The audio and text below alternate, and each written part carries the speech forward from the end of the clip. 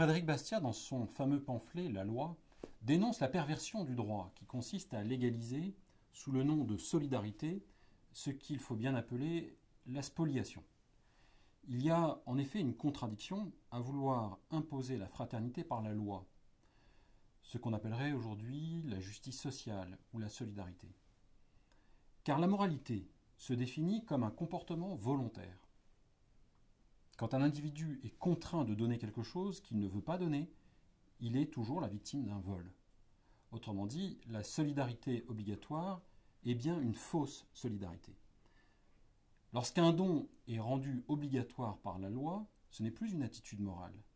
L'attitude morale du don est remplacée par la revendication de droits à, qui sont des revendications sur le travail d'autrui. La fausse solidarité, c'est l'appel à vivre aux dépens d'autrui.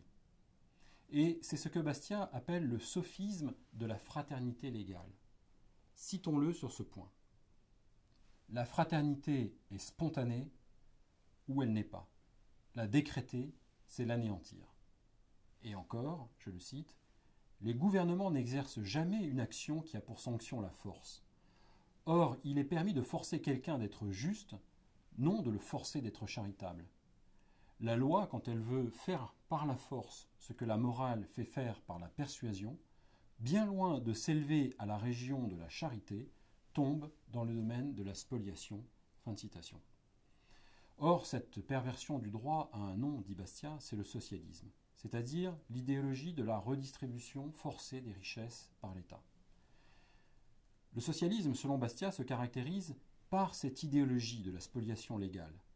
Mais la ruse de cette idéologie, c'est qu'elle masque sa violence sous un abus de langage, l'appel à la solidarité, à la fraternité, à la justice sociale. Toutefois, selon Bastiat, il existe bien une alternative à cette solidarité d'État.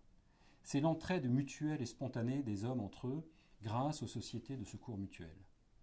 Mais il avait en même temps prévu que l'État finirait par s'emparer de ces mutuelles pour en faire un organisme unique et centralisé, incitant à la dépense et au gaspillage.